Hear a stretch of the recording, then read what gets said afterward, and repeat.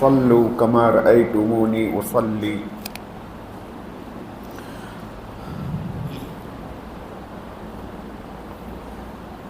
اللہ رب کریم کے لاکھوں احسان ہیں کہ اللہ پاک نے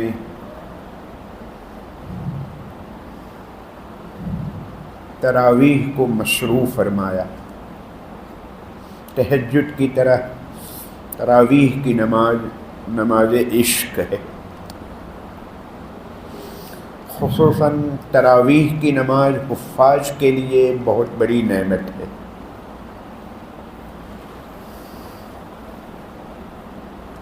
قرآن مجید کو محفوظ رکھنے کا مؤثر ترین ذریعہ، سب سے مضبوط ذریعہ تراویح ہے. ایک حافظ باہر روزانہ 10 پارے پڑھتا ہو لیکن تراویح نہیں پڑھاتا ہے تو ضمانت نہیں، گارنٹی نہیں کہ قرآن مجید جمع ہوا ہوگا.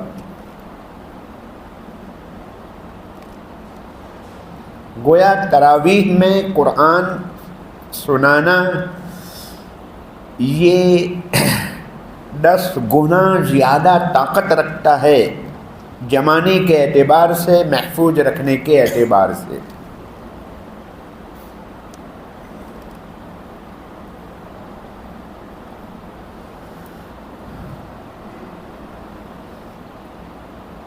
بہت سے حفاظ وہ بھی ہوں گے جنہوں نے کئی سال سے تراویح نہیں پڑھائی ہوگی، اور عذر ہوگا کہ یاد نہیں ہے. یاد نہ ہونے کی بھی وجہ یہی ہے، ترک تراویح. بیماری یہ ہے یاد نہیں، اور بیماری کا سبب تراویح نہ پڑھانا. ندان یہی ہے، تشخیص یہی ہے.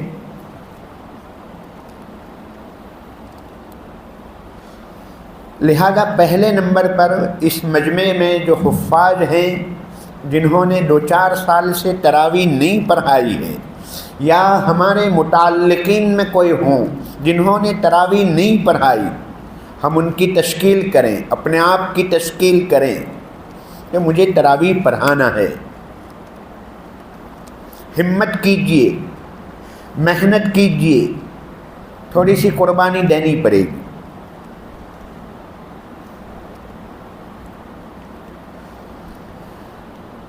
شروع میں چاہے 4 رکعت پڑھانی مل جائے، چاہے بند دروازے میں پڑھائیے، شطر ڈال کر پڑھائیے، لیکن شروع میں پڑھاؤ.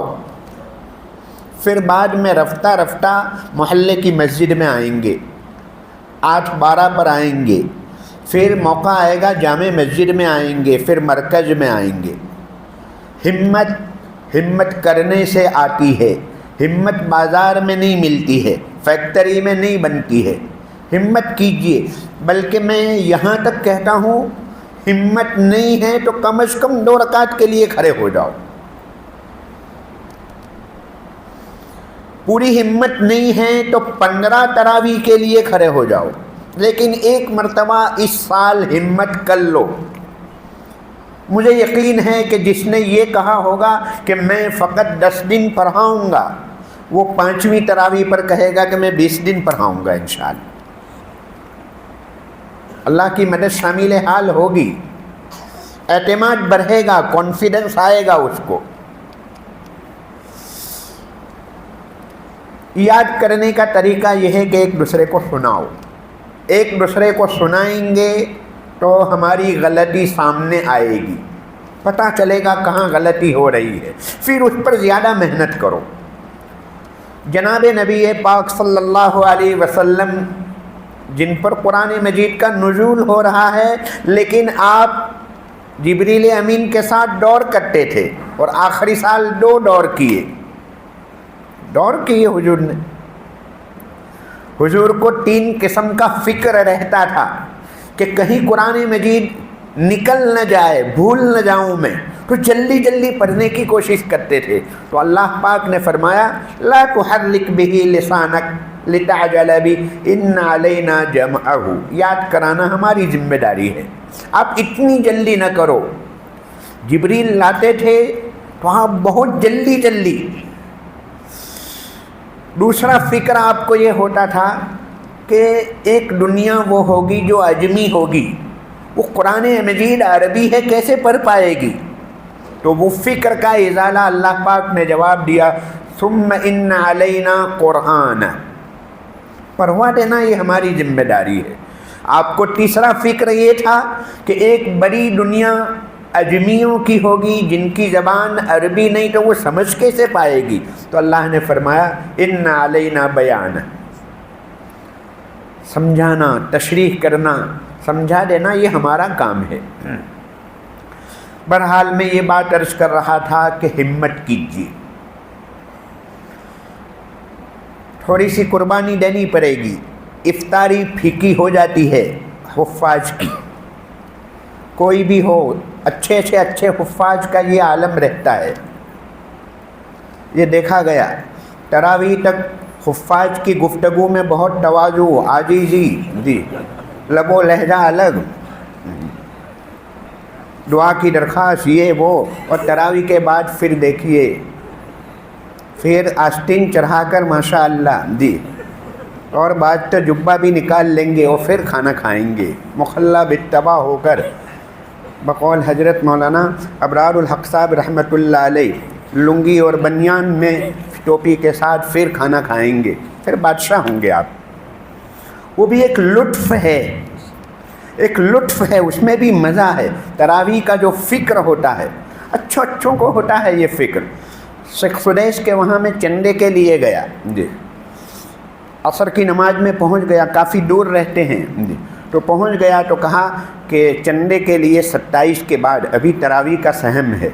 शेख सुदेश ने फरमाया जी, गलती सबकी होती है, कौन है जिसकी नहीं होती है।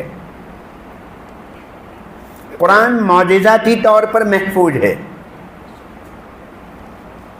कोई अगर ये कहे कि मेरी तो गलती नहीं होती है, सूरह कुल हुवल्लाह में और फातिहा में भी हो जाएगी,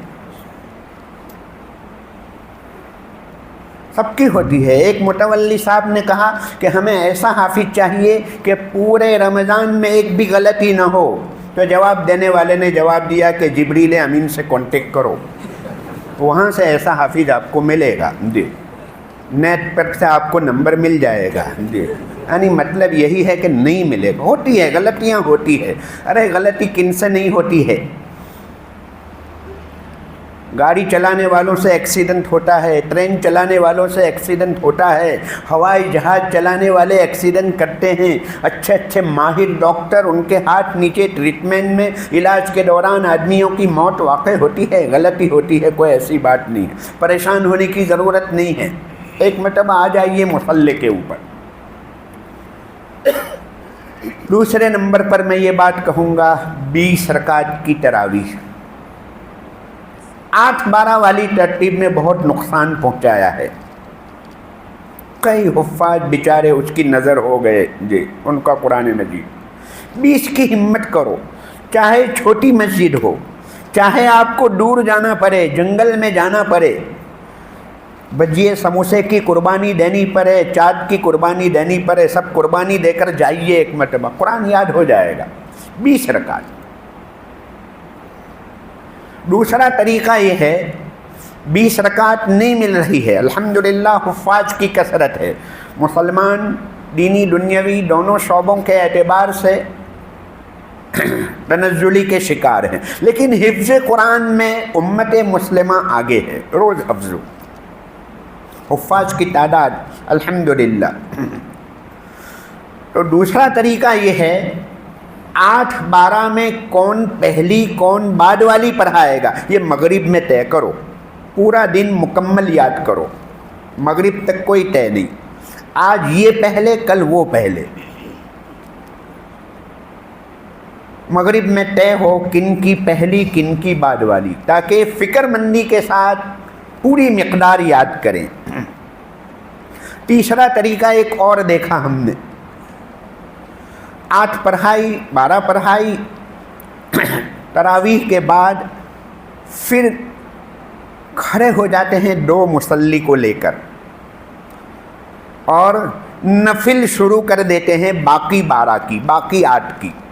آج پڑھائی تھی، باقی 12 والی جو مقدار ہے وہ ان کی باقی رہ گئی. سماعت تو ہوئی، پڑھانے کی مقدار پڑھانے میں باقی رہ گئی.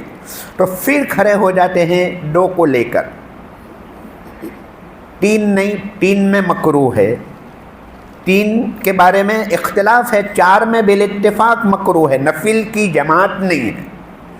نفل کی جماعت نہیں، یہ تو اللہ کا کرم ہوا. اللہ نے تراویح کو آسان بنانے کے لیے 3 قسم کی سہولتیں دے دی.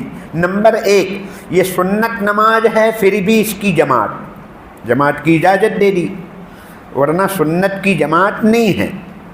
نمبر 2، سنت اور نفل میں سری قرات ہوتی ہے، لیکن یہاں جہری کی اجازت ملی آسان بنانے کے لیے، دلچسپی کا سامان پیدا کرنے کے لیے جہری زور سے پڑھنے کی اجازت دے دی. نمبر 3، عام نمازوں میں تدویراً اور یہاں حدراً تھوڑی سی تیز رفتاری، تھوڑی اسپیڈ بڑھانے کی اجازت دے دی کہ حدراً پڑھو. تو 2 مصلی کو لے کر آپ کھڑے ہو جائیں اور ما بقیہ کی تلافی کر لیں. یہ 3 شکلیں آپ کے سامنے آئی ہے.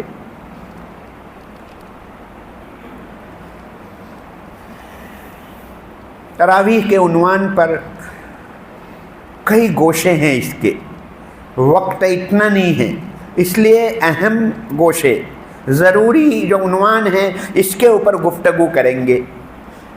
پہلے نمبر پر سب سے زیادہ المیہ، بلکہ یوں کہیے آج کی مجلس کا جو موضوع، سب سے بڑا مقصد وہ یہی ہے میری نظر میں، رفتار قرات. قرات کی رفتار کے سلسلے میں معاملہ بہت زیادہ گتربود ہے، بہت گڑبڑ. اتنی تیز رفتاری اور اسپیڈ کے ساتھ قرآن پڑھا جا رہا ہے کہ یعلمون تعلمون کے سوا سمجھ میں نہیں آ رہا ہے. کئی تراویح آپ کو ایسی ملے گی، کوئی سر کا بوجھ اتارا جا رہا ہے. قرآن مجید کو جس ذوق و شوق کے ساتھ پڑھنا چاہیے اس کا فقدان ہے. آج سے کچھ سال پہلے حضرت مولانا ابراہیم پٹنی صاحب دامت برکاتہ، حضرت کے خسر صاحب، حضرت مفتی سلیمان صاحب، انہوں نے مدارس کا دورہ کیا تھا. کئی اداروں میں آپ بنفس نفیس گئے، تحریریں بھیجی. میرے اوپر بھی ایک تحریر بھیجی تھی حضرت نے، حضرت مولانا ابراہیم صاحب نے، جس میں یہی رفتار قرات کے سلسلے میں کہ رفتار کیسی ہونی چاہیے. فرمایا نظر ثانی کرو، قرآن ہی نہیں رہتا، لحن جلی کا ارتکاب ہو جاتا ہے، حروف میں کمی بیشی ہو جاتی ہے، حرکات و سکنات میں گتربود ہو جاتا ہے، لفظی ترمیم ہو جاتی ہے، تو پھر معنوی تبدیلی بھی ہو جائے گی. کہاں سے کہاں معاملہ پہنچ جاتا ہے. بیچارہ سامع جو ہوتا ہے لقمہ دینے کی اس میں پھر ہمت ہی باقی نہیں رہتی کہ وہ 1 کلومیٹر آگے نکل چکا ہے، اب کیسے ریورس لائیں گے. جی مستقل مسئلہ. جی حضرت مفتی خانپوری صاحب دامت برکاتہم یہ فرماتے ہیں کہ آج کل ریسرچ کی جاتی ہے کون سی مسجد میں جلی تراویح ہوتی ہے. دوسری چیزوں میں، دنیاوی چیزوں کے بارے میں ہمارا معاملہ کوالٹی کا رہتا ہے، کوالٹی اچھی ہونی چاہیے. لیکن یہاں آ کر ہم کوانٹٹی میں آ جاتے. کہاں جلدی ہوتی ہے. 5-10 منٹ کے لیے محلے کی مسجد کو چھوڑ کر دوسری مسجد میں ہم چلے جاتے ہیں. بالکل مناسب نہیں.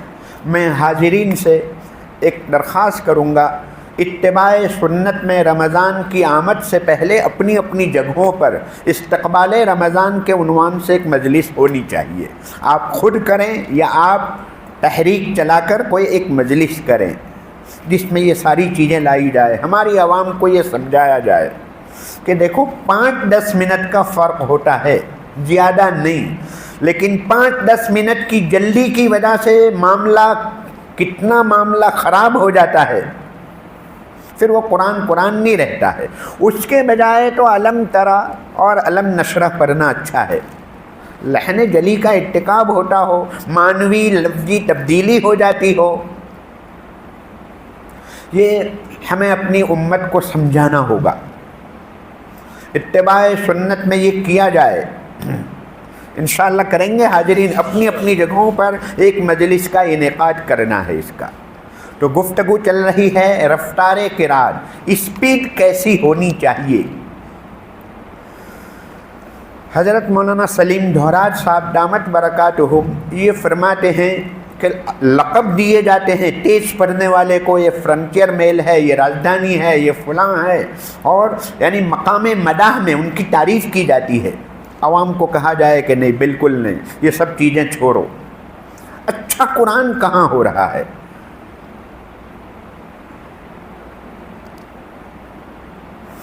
حضرت مولانا فرید صاحب گودروی دامت برکاتہم فرماتے ہیں کہ ایسی رفتار سے قرآن پڑھا جاتا ہے کہ رمضان میں مسجد میں قرآن کا مذاق ہو رہا ہے، نماز کا مذاق ہو رہا ہے، گویا اللہ کا مذاق ہو رہا ہے یہ۔ اس لیے آج کی ہماری اس مجلس کا ایک بہت اہم سبق، بڑا میسیج یہ ہے کہ ہم اپنی رفتار کے بارے میں نظر ثانی کریں، اسپیڈ کے بارے میں نظر ثانی کریں۔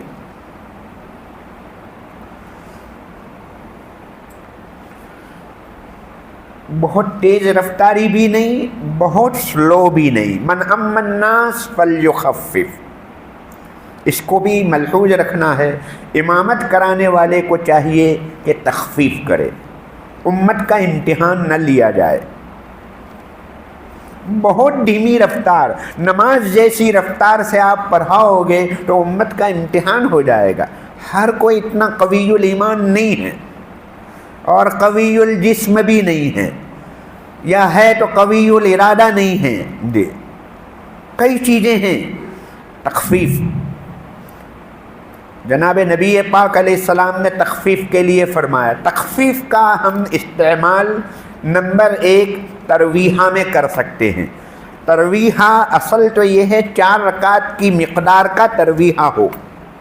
4 رکعت کے بعد جلسہ استراحت، جو ہمیں بیٹھنا ہے، تو وہ بیٹھنے کی مقدار میں 4 رکعت کی مقدار بیٹھنا ہے، لیکن امت کی رعایت میں تھوڑی دیر کے لیے بیٹھیے، تخفیف کر لو۔ لیکن بالکل نہ بیٹھنا، نان اسٹاپ چلتی ہی رہے 20 رکعت، یہ بھی غلط، پھر سنت ترک ہو جائے گی۔ سنتوں کو نہیں چھوڑنا ہے۔ ایک امت کی آسانی کے لیے، اکتاہٹ نہ پیدا ہو، اس کے لیے ایک چیز یہ ہے، اور دوسری بات رفتار کے اعتبار سے اکتاہٹ نہ ہو، ایسی رفتار کے ساتھ پڑھا جائے۔ رکوع سجدوں کی تسبیحات میں رینج ہے 3، 5، 7، 9، جی، لیکن امت کی رعایت میں آپ ادنا مقدار کے اوپر اکتفا کر لو، کوئی حرج نہیں، سنت ادا ہو جائے گی، لیکن کم از کم 3 مرتبہ تسبیح تو ہونی چاہیے، اس سے زیادہ نہیں، تاکہ امت پریشان نہ ہو۔ تو تسبیحات کے سلسلے میں البتہ قعدے میں درود شریف کو بالکل نہ چھوڑا جائے۔ درود شریف سنت موقدہ، سنتوں کو چھوڑ کر ہم نے نماز کی شکل صورت کو، اس کے حسن کو، خوبصورتی کو ختم کر دیا۔ جان ہے اتباع سنت، یہ تو قبولیت کے لیے، عمل کی قبولیت 2 چیزوں پر موقوف، عبادت کی قبولیت 2 چیزوں پر موقوف۔ کوئی بھی عمل لے لو، نمبر 1 ظاہری طور پر اس کا مطابق سنت ہونا، سنت کے موافق ہونا ضروری ہے، اگر ہے تو وہ عمل قبول ہے، ورنہ قبول نہیں۔ اور نمبر 2 باطنی اعتبار سے اخلاص نیت، یہ ہر عمل کی روح ہے۔ ہر عمل کا جسم اور باڈی اتباع سنت، اور ہر عمل کی روح اخلاص نیت، یہ دو چیز ہوگی تو وہ عمل قبول ہوگا۔ تو سنت کی مخالفت، ترک سنت بالکل نہیں۔ ثنا نہ چھوڑی جائے، تعوذ، اعوذ باللہ، بسملہ، سورت کے بعد اگر دوسری سورت، فاتحہ کے بعد دوسری سورت آ رہی ہے تو بسملہ نہ چھوڑی جائے۔ شوافے کے وہاں تو بسملہ ہر سورت کا جز، ہر سورت کا جز ہے۔ تو ثنا، تعوذ، تسمیہ، سورہ فاتحہ کے بعد سورت آ رہی ہو تو بسملہ پڑھنا، دوسری رکعت کے لیے جب کھڑے ہو تو بسملہ پڑھنا نہ چھوڑا جائے۔ کئی جگہ پر یہ محسوس کیا جاتا ہے کہ یہ امام صاحب نے یا تو ثنا نہیں پڑھی یا تعوذ تسمیہ نہیں پڑھی۔ یہ چونکہ گھر کی بات ہے اس لیے یہاں پر یہ بات کہہ دیتے ہیں، آپ محسوس کرتے ہوں گے بالکل مناسب نہیں۔ شروع ہی سے سنت چھوٹے گی پھر طبیعت میں انقباض پیدا ہو جاتا ہے کہ اللہ پھر اب کیا ہوگا آگے۔ سنتوں کو نہ چھوڑا جائے۔ درود شریف کے بعد والی دعا یہ اگرچہ مستحب ہے لیکن پھر بھی ترک مستحب کی عادت نہ ڈالی جائے۔ ایمرجنسی ہو تو الگ چیز ہے، مثلا وضو ٹوٹنے کا خطرہ ہو، ایسی کوئی ایمرجنسی ہو تو الگ بات، باقی روزانہ دعا چھوڑ دی بالکل مناسب نہیں۔ اور کوئی تخفیف ہوگی اس میں تو انشاءاللہ مفتی صاحب سے سنیں گے۔ تو ان چیزوں کے بارے میں بان چھوڑ نہیں، بالکل، البتہ وہی ہے امت کی رعایت کرتے ہوئے تھوڑی سی ذرا تیزی ہو، بہت سلو رفتار بھی نہیں۔ تو یہ رفتار اور تیزی، بھاگم دوری نہیں، تیزی مطلوب ہے، بہت تیزی، جلد بازی جس کو کہتے ہیں، جلدی الگ چیز ہے، جلد بازی الگ چیز ہے، جلد بازی نہیں۔ یہ چونکہ بہت اہم عنوان تھا اس لیے میں نے اس کو شروع میں اٹھا لیا، ورنہ ابتدا مجھے کرنی چاہیے تھی طہارت سے، ابتدا وہاں سے ہوتی ہے۔ دیکھیے آج سے ہمارے ہاتھوں میں مسائل تراویح، مسائل امامت اور اس نوعیت کے فتاوی ہمارے مطالعے میں آ جانے چاہیے، مطالعہ شروع کرنا چاہیے۔ مولانا رفعت علی قاسمی صاحب کی مسائل امامت، مسائل تراویح، یہ دونوں کتابیں ہاتھ میں لے لیجئے۔ فرائض، واجبات، مفسدات صلاۃ، اس کے اوپر بار بار نظر ہو ہماری۔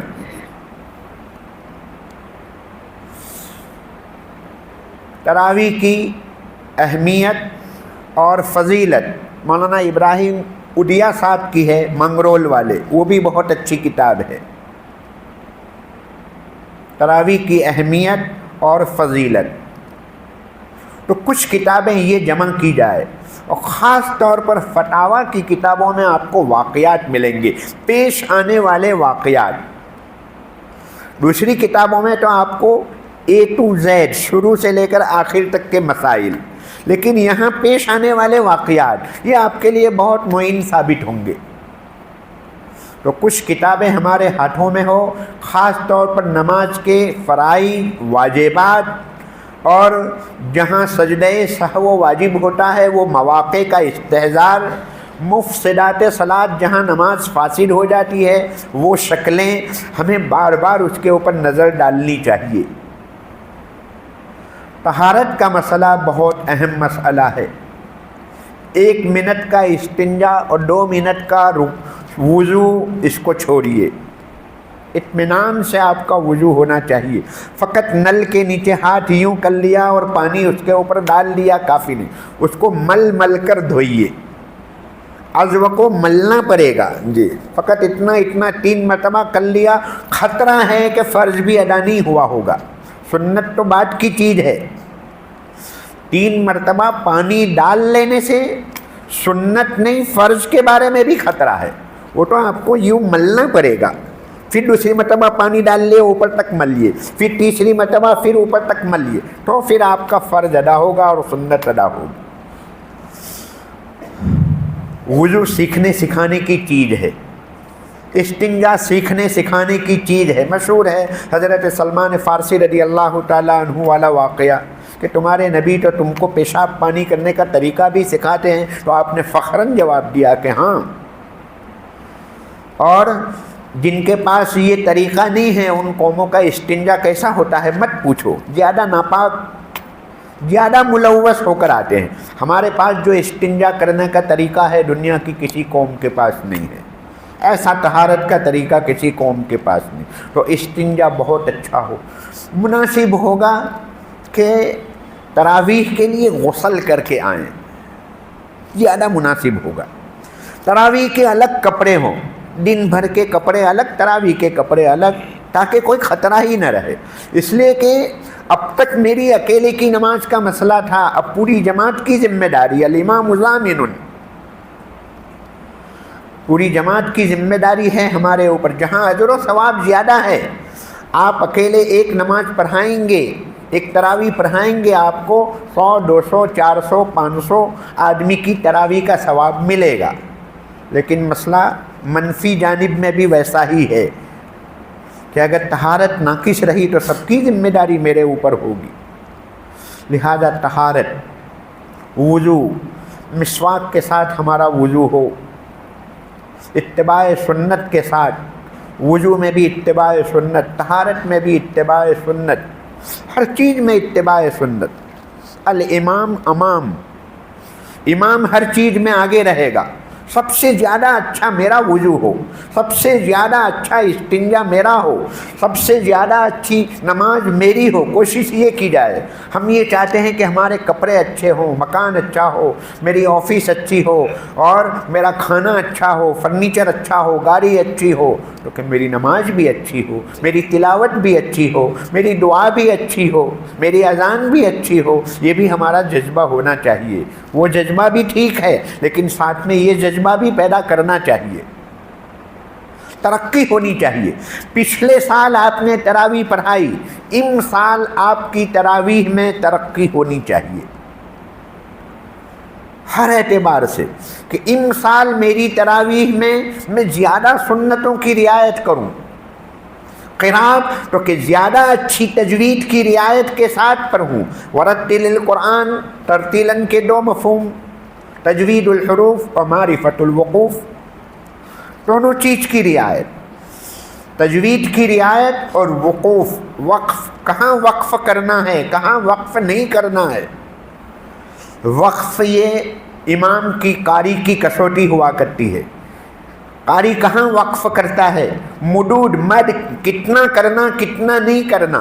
تخفیف میں مدود کے سلسلے میں بھی آپ فائدہ اٹھا سکتے ہیں. مد میں گنجائش ہے طول توسط قصر کی، تو وہاں پر آپ فائدہ اٹھا لیجئے، کوئی حرج نہیں. یعنی قصر کر لیجئے، جہاں شریعت نے گنجائش دی ہے وہاں گنجائش لو، اور باقی میں پھر برابر مکمل مضبوطی کے ساتھ. بعض لوگ ریڈ سگنل کے اوپر بھی گاڑی چلاتے رہتے ہیں، وقف لازم ہے، رک جائیے. بالکل نہیں. اسپیڈ بریکر آتی تو وہاں پر گاڑی روکنی چاہیے بمپ کے اوپر.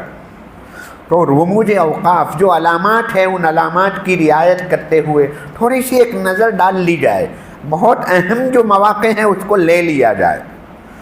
روزانہ 5 منٹ اگر آپ کی اس نقطۂ نظر سے ہوگی تو انشاءاللہ تراویح میں جان پڑے گی. بس وہی حاصل یہی کہ ہر سال کی آپ کی تراویح پچھلے سال کے مقابلے میں زیادہ اچھی ہو. ورنہ آپ نے 20 سال پہلے پڑھائی، آج پڑھاتے ہیں، دونوں برابر رہی. برابر رہنے کا مطلب یہ کہ تنزلی ہوئی، 2 دن ایک نہیں. کل کے مقابلے میں آج والی تراویح میری زیادہ اچھی ہو. ارے آج پہلی رکعت کے مقابلے میں دوسری رکعت زیادہ اچھی ہو، پہلے سجدے کے مقابلے میں میرا دوسرا سجدہ زیادہ اچھا ہو. اس طرح ہمیں ترقی کرنی چاہیے. دوسرا ایک عنوان ہے تعدیل ارکان کا. رکوع، سجدہ، قومہ، جلسہ، ان کو اطمینان کے ساتھ ادا کرنا.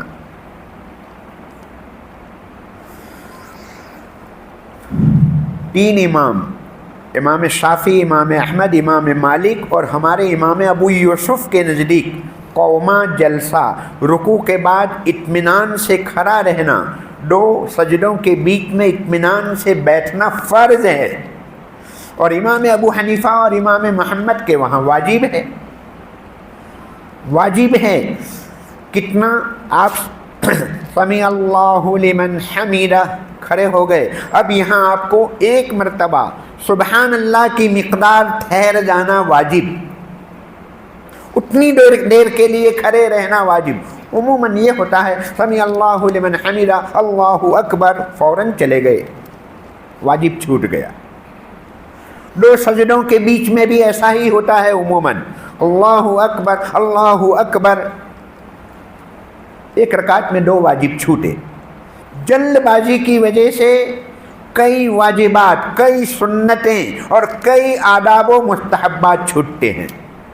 بعض حضرات نے گنتی کی ہے، کہا کہ 80 سنتیں چھٹتی ہے، 40 واجبات چھوٹتے ہیں۔ قوما و جلسہ، ہر رکعت میں 2 واجب، یہ 2 واجب عموماً چھوٹ رہے ہیں، تو 20 رکعت میں 2 20 دونی 40 واجب چھوٹ جاتے ہیں۔ اور واجب چھوٹنے پر سجدہ سہو واجب، نہیں کیا تو نماز داخل وقت میں واجب الاعادہ ہے، وقت باقی ہے تو نماز کا اعادہ کرنا واجب۔ اندازہ لگائیے کتنا گمبھیر مسئلہ ہے، کوئی معمولی مسئلہ نہیں ہے۔ اور سنن مستحبات کتنے چھوٹ جاتے ہیں، اطمینان سے ہو۔ مشہور روایت ہے، حضرت رفاع ابن رافع رضی اللہ تعالیٰ عنہ فرماتے ہیں کہ ایک صاحب آئے، انہوں نے 4 رکعت نماز پڑھی، پھر جناب نبی پاک علیہ السلام حضرات صحابہ کے ساتھ تشریف فرما تھے، انہوں نے آ کر سلام کیا، حضور نے جواب دیا، حضور نے فرمایا ارجع فصل فإنک لم تصلی، واپس جائیے آپ کی نماز نہیں ہوئی۔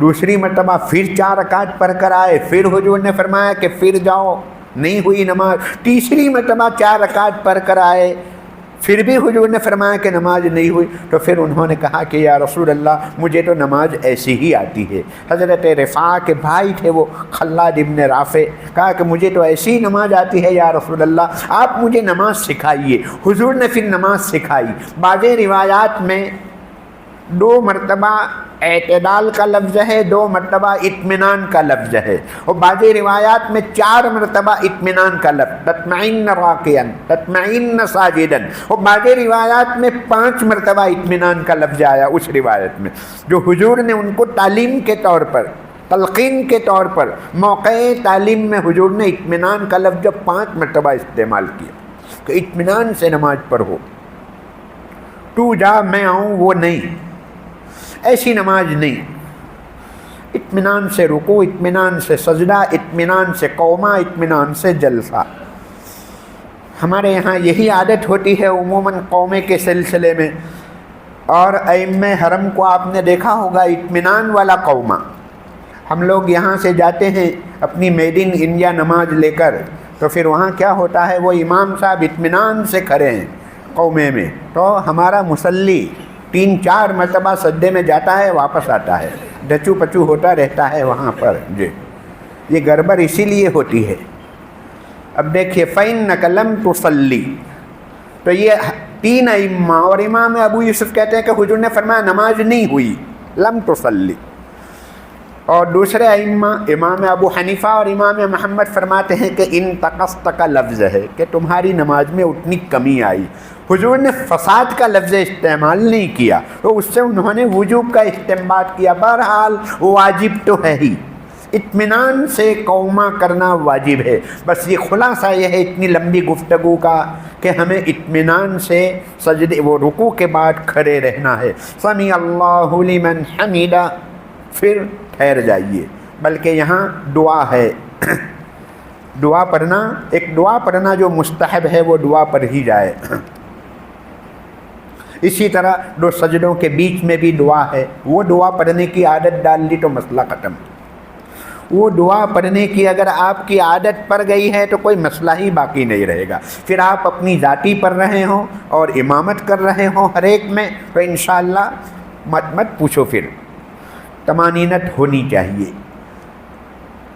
قوما اور جلسہ، یہ دو کے بارے میں بہت زیادہ مسائل کھڑے ہو رہے ہیں، اس لیے اس کو اطمینان سے ادا کرنا ہے۔ طمانینت، تعدیل ارکان، ہر رکن کو اطمینان سے ادا کرنا۔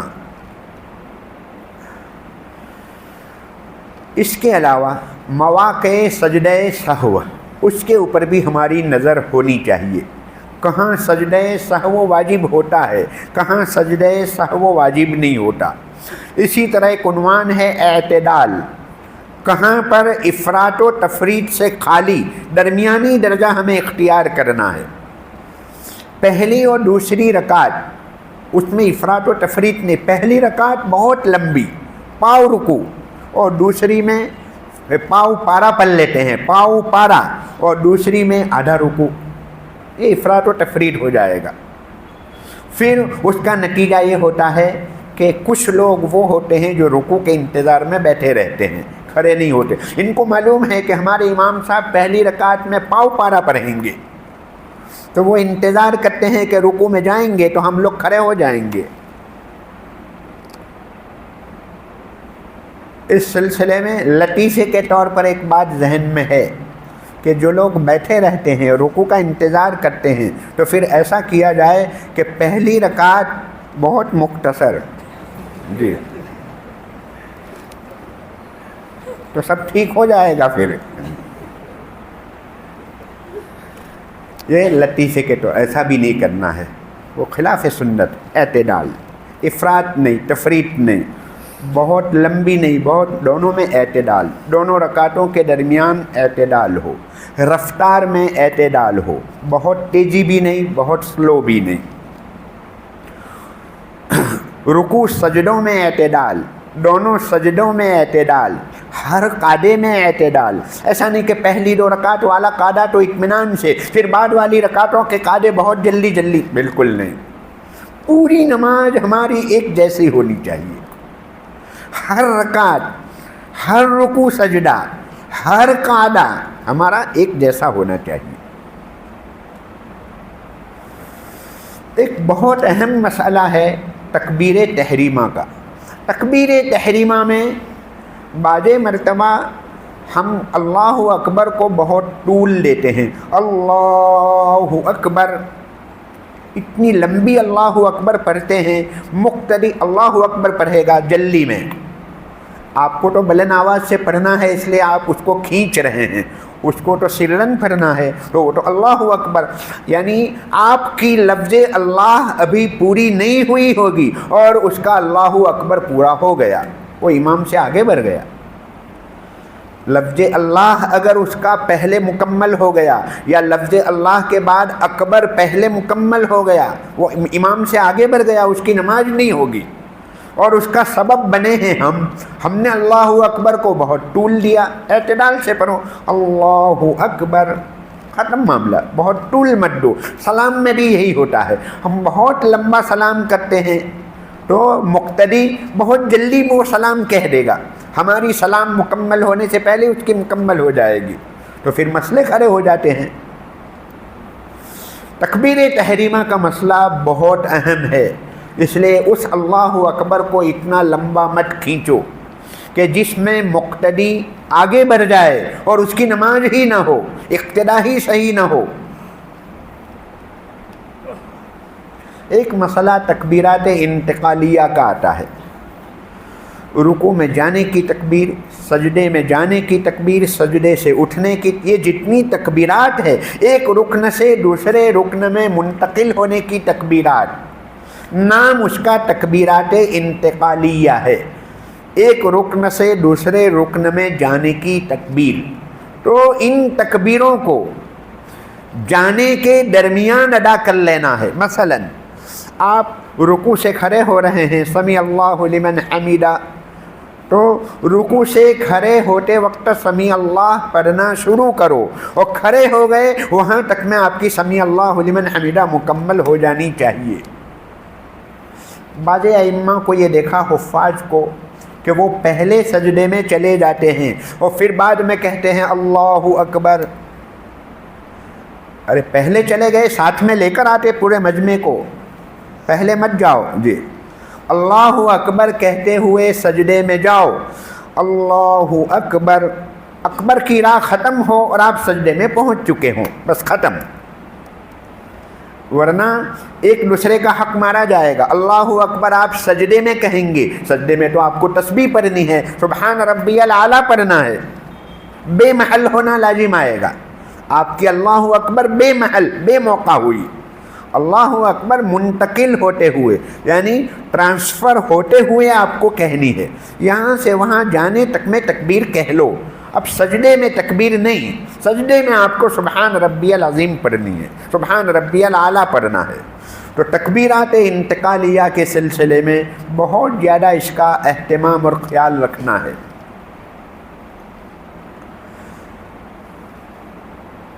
بعض مرتبہ بعض حفاظ قعدے میں التحیات کے وقت شروع میں کچھ آئندہ والی دوسری 2 رکعت کی قرات اس کو سوچتے ہیں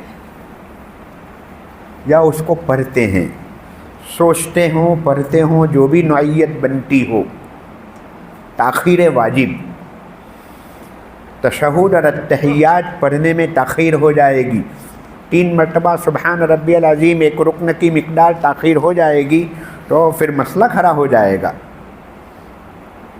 اس لیے قعدے میں التحیات فوراً پڑھنا ہے، کوئی دوسری چیز نہیں۔ رکوع اور سجدے میں تسبیح پڑھنا ہے، وہاں بھی کراہت لازم آئے گی۔ یہاں مسئلہ دوسرا ہے، قعدے میں اگر آپ نے کچھ پڑھنا شروع کیا قرات، تو یہاں تو مسئلہ واجب چھوٹنے کا لازم آئے گا، تاخیر واجب، ایک رکن کی مقدار اس میں تاخیر ہو گئی تو وہاں تو مسئلہ سجدہ سہو کا لازم آئے گا۔ رکوع سجدے میں بعض حفاظ ایسا کرتے ہوں گے، سوچتے ہیں قرات کو، دوسری رکعت میں کیا پڑھنا ہے، سوچنا پڑھنا مکروہ ہے، وہ مسئلہ تو نہیں ہوگا، سجدہ سہو والا مسئلہ نہیں، لیکن کراہت ضرور لازم آتی ہے۔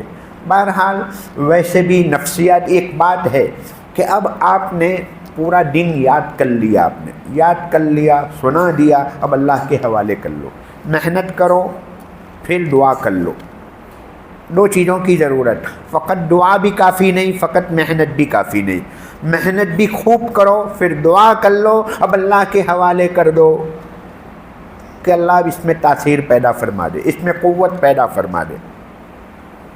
اگر آپ رکوع سجدے میں اور اس طرح مختلف مرحلوں میں سوچتے رہو گے آیتوں کو، وہیں آ کر آپ کی غلطی ہوگی، عموماً ایسا ہوتا ہے، اس لیے چھوڑ دو، بھول جاؤ۔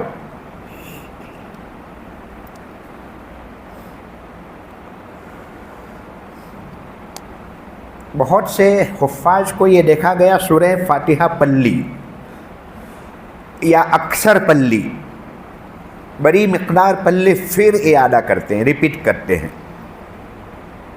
تو پھر اعادہ اور پھر ریپیٹ کرنا تکرار واجب، اور تکرار واجب کی بنیاد پر سجدہ سہو لازم ہو جاتا ہے۔ خام خواہ بے بنیاد اس طرح ریپیٹ مت کرو، دوسری مرتبہ سورہ فاتحہ مت پڑھو، اکثر مقدار پلی ہے پھر دوبارہ اسی مقدار کو پھر پڑھنا، وہ اصل میں وہ آیت شریفہ یاد نہیں آ رہی ہے تو اس کی وجہ سے اس کو ریپیٹ کر رہے ہیں، لیکن مسائل دوسرے کھڑے ہو جاتے ہیں۔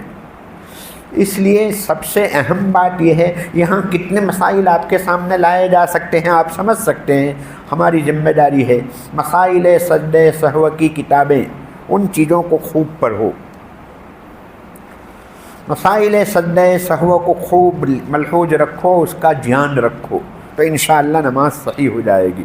2-4 کتابیں آج جلدی سے منتخب کر لو، اس کا مطالعہ کرنا شروع کرو، اور ایک مرتبہ مطالعہ کافی نہیں، بہتر صورت یہ ہے کہ 2 طالب علم مذاکرہ کرے کہ ایک مسئلہ میں نے آج یہ پڑھا، وہ آپ کو دوسرے 2 مسئلے بتائے گا، ایک دوسرے کے سامنے دور کرو گے، آموختہ کرو گے تو پختگی آ جائے گی۔ مذاکرہ کرو، کوئی بھی چیز مکرر سے کرر اس کو دوہرانے سے چیز یاد ہوتی ہے. دوہراؤ، ہم دور کرتے ہیں وہ اسی لیے تاکہ یاد ہو جائے. تو مسائل کا بھی یہی حال ہے. کوئی علمی نقطہ، کوئی بات ہے، کوئی مسئلہ ہے، وہ یاد رکھنا ہے تو اس کو دہراؤ. آپ اپنے ذہن میں دہراؤ یا دوسرے کے سامنے دہراؤ یا اپنی کاپی میں، ڈائری میں دہراؤ. لکھو کاپی میں تو انشاءاللہ وہ یاد ہو جائے گا. یاد کرنے کا یہ طریقہ ہے. جیسا کہ شروع میں کہا گیا، کئی عناوین کے اوپر گفتگو ہو سکتی ہے، لیکن مجلس اتنی گنجائش نہیں ہے کہ اس کو بہت زیادہ طول دیا جائے. نفسیاتی طور پر بھی، نفسیاتی طور پر گھنٹہ، سوا گھنٹہ، جی، پھر بعد میں آدمی چلا جائے گا کہ تم جانو تمہارا کام جانے، ہم چلے. جی، بیٹھے ہوں گے یہیں اور اپنا حساب کرنا شروع کریں گے پھر. جی، تو اس لیے بھی خلاصہ کلام کے طور پر میں وہی بات کہوں گا. ایک بات خاص طور پر شروع میں کہی تھی، ہمارے بہت سے احباب بعد میں آئے ہیں جنہوں نے کچھ سالوں سے تراویح نہیں پڑھائی ہے. وہ انشاءاللہ ہمت کرو کہ چاہے 4 رکعت پڑھاؤں، دوسرا ساتھی ان کا تعاون کرے کہ کوئی بات نہیں، میں آپ کی مقدار پڑھا لوں گا، آپ 2 رکوع میں 4 رکعت پڑھنا، لیکن پڑھو، آؤ میرے ساتھ تراویح پڑھاؤ. ان کا تعاون کرو. جن احباب نے یہاں پر ایسے موجود ہیں جنہوں نے 2-4 سال سے تراویح نہیں پڑھائی ہے، میری گزارش ہے کہ ہمت کرو. ایک ساتھی کھڑا ہو جائے جو یہ کہے کہ میں نے اتنے سال سے نہیں پڑھائی ہے لیکن اس سال میں پڑھاؤں گا انشاءاللہ. کوئی ایک ساتھی کھڑا ہو جائے، 3 سال سے نہیں پڑھائی ہے، اور ہمت کر لو. ہمت کرنے سے ہمت آتی ہے، اللہ کی مدد شامل حال ہوگی. انشاءاللہ اس سال 4 رکعت پڑھاؤ گے، دوسرے سال دوسری 4، 5-6 سال میں آپ کا پورا قرآن مجید پختہ ہو جائے گا، قوت آ جائے گی. کوئی ایک آدھ ساتھی کھڑے ہو جاؤ. دے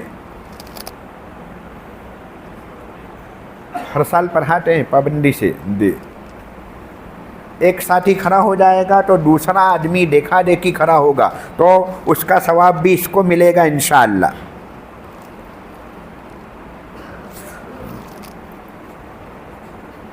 تھوڑی دیر کے بعد اس کی تشکیل کریں گے. تراویح 4 رکعت کے بعد جو بیٹھتے ہیں وہاں پر کوئی خاص چیز مسنون نہیں ہے. آپ خاموش بیٹھے رہیں یا قرآن مجید کی کچھ آیات پڑھیں یا سبحان ذی الملک والی جو دعا ہے جو بہت مشہور و معروف ہے، وہ سنت نہیں ہے لیکن معنی اپنی جگہ پر صحیح ہے. کوئی پڑھے تو کوئی حرج بھی نہیں. سنیت کے اعتقاد کے ساتھ یہ دعا کو نہیں پڑھنا ہے کہ یہ دعا پڑھنا سنت ہے، ایسا نہیں ہے. کچھ بھی پڑھو، بالکل خاموش رہیں تب بھی کوئی حرج نہیں. آرام یعنی آرام مکمل. جو بھی کرنا ہو آپ کو، پانی پیو، قرآن مجید کی مقدار، قرآن مجید جیب میں رکھ کر دیکھنا ہو وہ دیکھو، موبائل کے ذریعے نہیں. یہاں اس کو مت لاؤ.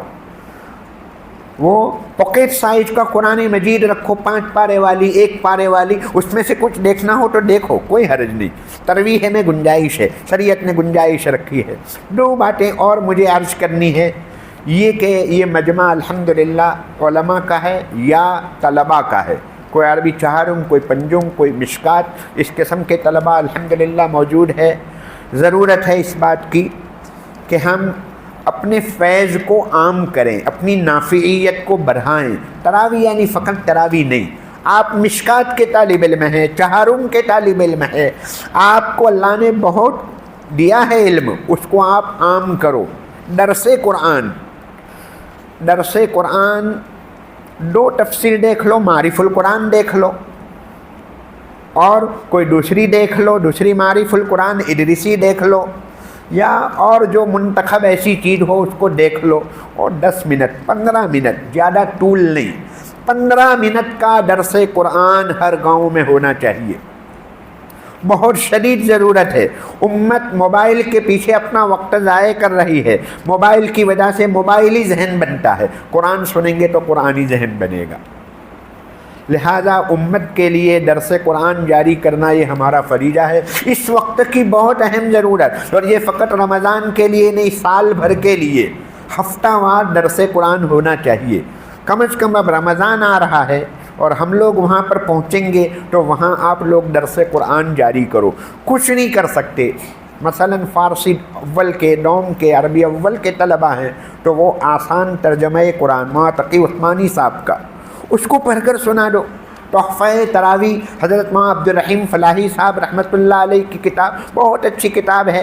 آج کی مقدار کا خلاصہ، پیغام، قرآن کا پیغام امت کے سامنے آ جائے گا۔ درس قرآن کے لیے عام کرو، کون کرے گا درس قرآن؟ یہ طلبہ ہاتھ اٹھاؤ کہ انشاءاللہ ہم جہاں جائیں گے وہاں درس قرآن کریں گے، لیکن زیادہ طول نہیں دینا ہے، 10-15 منٹ۔ پہلے دن آپ کو محسوس ہوگا 5 آدمی بیٹھے ہیں، بات قرآن مجید کا تازہ پیغام، اس وقت کے حالات کے پیش نظر قرآن کا کیا پیغام ہے وہ پیش کرو۔ بہت لمبے چوڑے واقعات نہیں، بنی اسرائیل کا کوئی واقعہ ہے تو پورا واقعہ بیان مت کرو، اس واقعے کا خلاصہ اور اس میں سے پیغام، میسیج پہنچاؤ امت کو، ان کو ایسا محسوس ہو کہ قرآن مجید تازہ کتاب ہے، آج کے لیے نازل ہوئی ہے، آج کا اخبار ابھی اس وقت یہ پرانا ہو چکا، باسی ہو چکا، لیکن قرآن مجید یہ تازہ کتاب، بالکل ایسا محسوس ہو، ارے یہ تو ابھی کے لیے نازل ہوئی ہے، ان کو ایسا محسوس ہونا چاہیے۔ دوسرے نمبر پر آپ جہاں جائیں، بعض علاقوں میں مکتب نہیں ہوگا، چھوٹے بچوں کی تعلیم کا نظام نہیں ہے۔ آپ الحمدللہ ہمارے اس علاقے سے، گجرات سے، جہاں ہمارے اکابر، ہمارے بڑے بڑھوں نے جو امانت الحمدللہ شروع سے، بچپن سے ہم نے مکتب اور مدرسوں کا ماحول دیکھا ہے۔ ہر جگہ یہ ماحول نہیں ہے، ملک کے کئی علاقے مکاتب سے خالی ہے، یہ اللہ کی بہت بڑی نعمت ہے۔ گجرات کو اللہ پاک نے یہ نعمت دی ہے، گجراتی جہاں بھی گئے، اپنے اکابر بڑے فرماتے ہیں، حضرت مدنی علیہ الرحمہ اور اس قسم کے بڑے لوگ، کہ گجراتی جہاں بھی گئے وہ کری کھچڑی کے ساتھ ساتھ مکتب بھی لے کر گیا، وہ وہاں جا کے انہوں نے مکتب شروع کیا۔ پہلے کیا کریں گے؟ پہلے اپنے مکان میں اپنے پڑوس والے کو بلا لیں گے کہ میرے گھر میں اپنے جماعت کریں گے، 2 آدمی ہوئے، پھر دوسرے 2 بڑھ گئے تو پھر کہیں گے کہ ایک کمرہ کرائے پر لے لیتے ہیں، کمرہ کرائے پر لیں گے، پھر بعد میں دوسرے سال ایک چھپر تھوڑی سی زمین خریدیں گے اور کھلا شیڈ بنائیں گے اور وہاں پر 2-4 سال گزاریں گے، اور 10ویں سال میں آپ دیکھیں گے بہترین مسجد تیار ہو چکی ہوگی، اور پھر اسی کے ساتھ مکتب بھی شروع کرتے ہیں۔ تو آپ وہاں جا کر ذمہ داروں کو، جہاں آپ جائیں 2-4 ذمہ داروں کو چھیڑیں، ان کو فکر دلائیں کہ اگر ان بچوں کے لیے مکتب کا نظام نہیں ہے تو یہ مسجد میں مکتب کا انتظام کر لو، ورنہ دعائے قنوت ان کو کون یاد کرائے گا، ان کو التحیات کون یاد کرائے گا، ان کو کلمے کون سکھائے گا، قرآن مجید کی صورتیں ان کو کیسے یاد ہوگی؟ ماں باپ کو فرصت ہے نہیں، اور صورتیں یاد نہیں ہوگی تو نماز ان کی کیسے ہوگی؟ تو مکتب کے بارے میں تھوڑی سی ان کے سامنے گفتگو کی جائے۔ ایسے ہیں حفاظ جنہوں نے جا کر اپنے اپنے علاقوں میں جہاں وہ تراویح پڑھاتے ہیں وہاں انہوں نے اس کو جاری کیا ہے۔ بہرحال ہم لوگ فقط مزدور نہیں ہیں، مزدور کا کام فکس ہوتا ہے، اتنا کام کرنا ہے، یہ اینٹ ہے یہاں سے لے کر آپ کو وہاں ڈالنی ہے، یہ ریتی کو یہاں وہاں ڈالنا ہے۔ ہم مزدور نہیں ہیں جن کا کام فکس ہو، بلکہ ہم خادم ہیں، غلام ہیں جن کا کوئی کام فکس نہیں، جو بھی امت کی ضرورت نظر آئی اس میں لگ گئے، اس میں لگ جائیے۔ آپ جہاں تراویح کے لیے جائیں وہاں پر تصحیح قرآن کا حلقہ بھی لگا سکتے ہیں، اعلان کریں کہ ظہر کی نماز کے بعد میں 15 منٹ 20 منٹ کے لیے جن کو قرآن مجید سیکھنا ہو ان کو سکھانے کے لیے انشاءاللہ میں تیار ہوں۔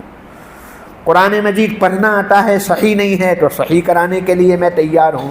اس طرح اپنی نافعیت کو ثابت کرو، اپنے فیض کو عام کرو، بہت کام ہے۔ اب انشاءاللہ حضرت مفتی صاحب کا کلام ہوگا، گفتگو ہوگی، اور پھر میں چاہوں گا کہ حضرت مولانا ابو بکر صاحب کی بھی انشاءاللہ بہت روحانی گفتگو رہی۔ کئی صالحین الحمدللہ جمع ہیں، میں اپنے آپ کو شرمندہ پا رہا ہوں، اتنے اچھے لوگ یہاں پر جمع ہو گئے ہیں، ہمیں فائدہ اٹھانا ہے، وقت ہے ابھی ہمارے پاس۔